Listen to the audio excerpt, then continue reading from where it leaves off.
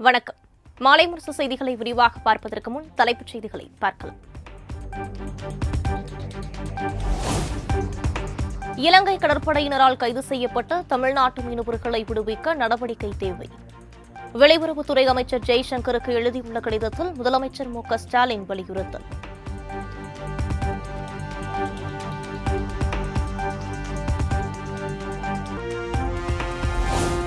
பழனியில் 2 நாட்கள் நடைபெறும் அனைத்துலக முத்தமிழ் முருகன் மாநாட்டில் ஆதினங்கள் கொடியேற்றம்.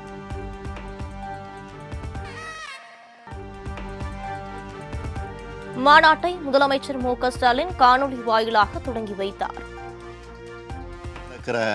இந்த அனைத்துலக முத்தமிழ் முருகன் மாநாடு இந்து சமய அறநிலையத்துறை வரலாற்றில் மட்டும் இல்லை, தமிழ்நாட்டு ஆன்மீக வரலாற்றிலேயே மிக சிறப்பான இடத்தை பெறும்.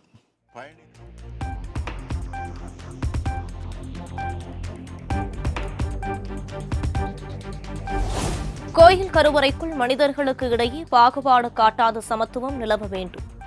அனைத்துலக முத்தமிழ் முருகன் மாநாட்டில் காணொலி வாயிலாக முதலமைச்சர் மு.க.ஸ்டாலின் சிறப்புரை. சமத்துவம் நிலவணும். அன்பால் உயிர்கள் ஒன்றாகும், அறத்தால் உலகம் நன்றாகும். சங்கமிக்க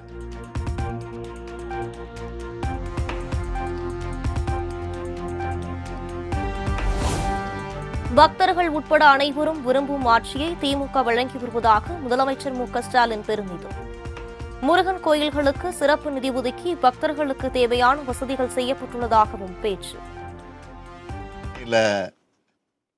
நீங்க எல்லோரும் கூடியிருக்கிறது, அந்த வகையில் பக்தர்கள் உட்பட அனைவரும் விரும்பும் ஆட்சியா கழக ஆட்சி நடைபெற்று வருது.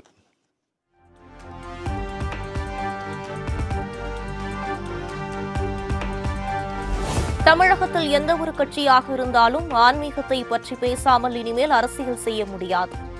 கோவையில் பாஜக மூத்த தலைவர் தமிழிசை சவுந்தரராஜன் பேட்டி. பாராட்டலனா ஆன்மீகத்தை நீங்கள் கையில் எடுக்கவில்லை என்றால் 2026 உங்களுக்கு மிகப்பெரிய கேள்விக்குறியாகிவிடும் என்பதற்காக அவர்கள் இப்போது முருகனை பிடித்துக் கொண்டிருக்கிறார்கள் என்பதுதான் எனது கருத்து.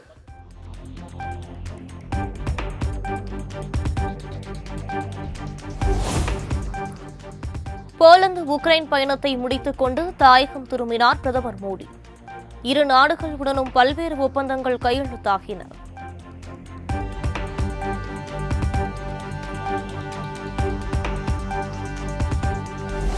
கள்ளர் சீரமைப்பு துறையின் கீழ் இயங்கும் பள்ளிகளை அரசு பள்ளிக்கல்வித்துறையுடன் இணைக்க முயற்சிப்பதாக அதிமுக குற்றச்சாட்டு. அரசின் முடிவை கண்டித்து மதுரை செக்கானூரணியில் அதிமுகவினர் உண்ணாவிரத போராட்டம்.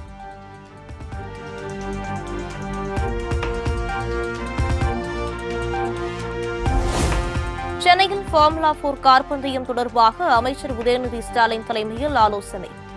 விளையாட்டுத்துறை, மாநகராட்சி, காவல்துறை அதிகாரிகள் உள்ளிட்டோர் பங்கேற்பு.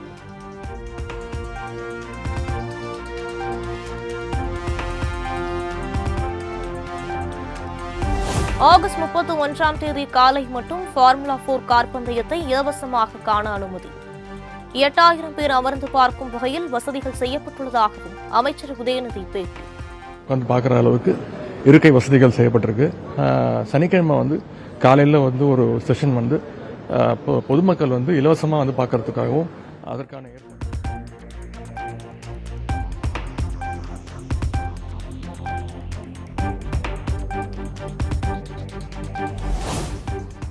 விஜயுடனான சந்திப்பு குடும்ப நோக்கில்தான், கூட்டணிக்காக அல்ல என தேமுதிக பொதுச் செயலாளர் பிரேமலதா விஜயகாந்த் பேட்டி.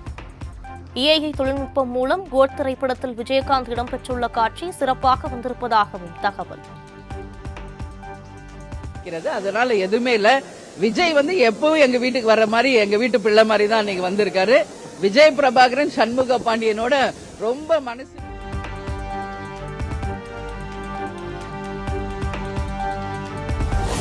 உணவு பாதுகாப்பு மற்றும் தர நிர்ணய அலுவலர் நியமனத்துக்கு தடை விதித்து உயர்நீதிமன்ற மதுரை கிளை உத்தரவு.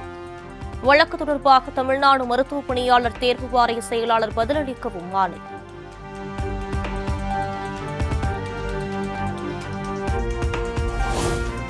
திருவள்ளூர் மாவட்டம் பொன்னேரியில் 7700 கோடி ரூபாய் செலவில் எரிவாயு மூலம் மின் உற்பத்தி செய்யும் நிலையம். சென்னை மின் உற்பத்தி நிறுவனம் திட்டம்.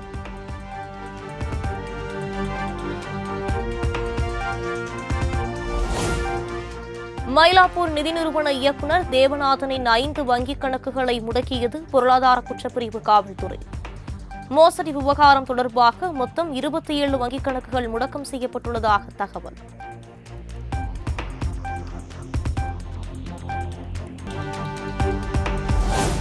நாம் தமிழர் கட்சி ஒருங்கிணைப்பாளர் சீமான் மீது மான நஷ்ட வழக்கு தொடர்பேன் என திருச்சி எஸ்பி வருண்குமார் உறுதி. தன் மீது ஆபாச தாக்குதல் நடத்தியவர்கள் மீதும் சட்ட ரீதியாக நடவடிக்கை எடுக்கப்படும் எனவும் திட்டவட்டம்.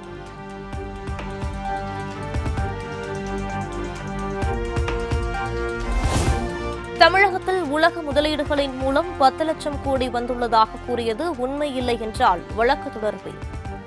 நாம் தமிழர் கட்சி ஒருங்கிணைப்பாளர் சீமான் திருவாரூரில் பேட்டி.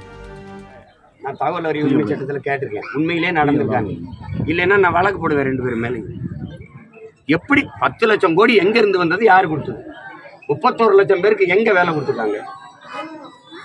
ஒரு பச்சை பொய்யை எப்படி சொல்றது? இதுதான் திராவிட மாடல்.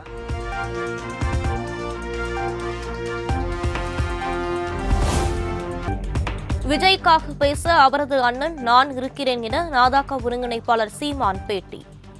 கூட்டணி குறித்து செப்டம்பர் 22ஆம் தேதி பின் விஜய் அறிவிப்பார் எனவும் தகவல். எனக்கு பேசதான் யாரும் இல்லை, இதுதான் பிரச்சனை. 2026 சட்டமன்ற தேர்தலில் விஜய் கூட்டணிக்கு வந்தா உங்களோட இப்ப உங்களுக்கு முன்னாடி நான் சிக்கிக்கிறேன். செப்டம்பர் 22 தம்பி மாநாடு போட்டு கட்சியை அறிவிக்கிறாப்புல இல்ல, அப்ப நீங்க ஒரு நாள் இப்படி கேட்பீங்கல்ல இந்த கேள்வி.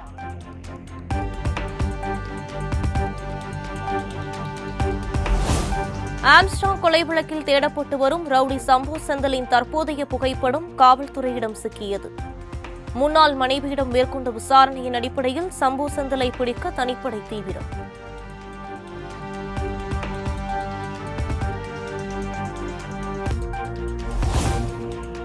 தமிழக மீனவர் பிரச்சினைக்கு மத்திய மாநில அரசுகள் நிரந்தர தீர்வு காண வேண்டும். நாகை மீனவர்கள் 11 பேர் வங்கக்கடலில் கைது செய்யப்பட்ட நிகழ்வை சுட்டிக்காட்டி பாமக தலைவர் அன்புமணி வலியுறுத்தல்.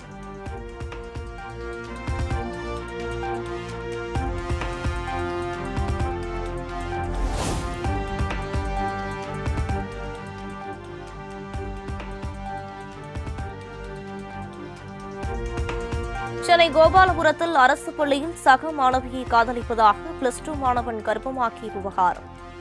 பள்ளி நூலகத்தில் பல மாணவிகளிடம் மாணவன் பாலியல் அத்துமீறலில் ஈடுபட்டது விசாரணையில் அம்பலம்.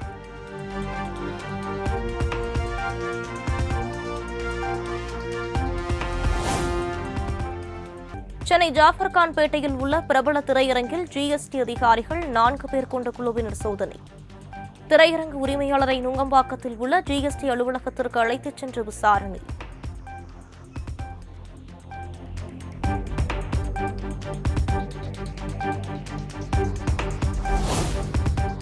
டெங்கு கொசு ஒழிப்பு பணிக்காக சேலம் நரசிங்கபுரம் நகராட்சி ஆணையர் வெளியிட்ட டெண்டரை ரத்து செய்து சென்னை உயர்நீதிமன்றம் உத்தரவு.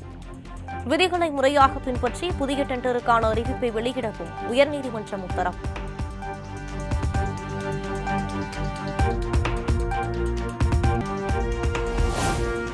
மத்திய அமைச்சர் ராஜ்நாத் சிங் பயணத்தில் இந்தியா அமெரிக்கா இடையே 2 பாதுகாப்பு ஒப்பந்தம் கையெழுத்து.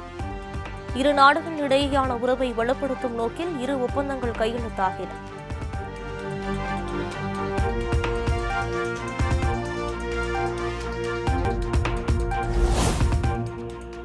ஏர் இந்தியா நிறுவனத்திற்கு 90 லட்சம் ரூபாய் அபராதம் விதித்தது விமான போக்குவரத்து இயக்குநரகம். தகுதியற்ற பணியாளர்களை கொண்டு விமானங்களை இயக்கியதாக எழுந்த புகாரில் நடவடிக்கை.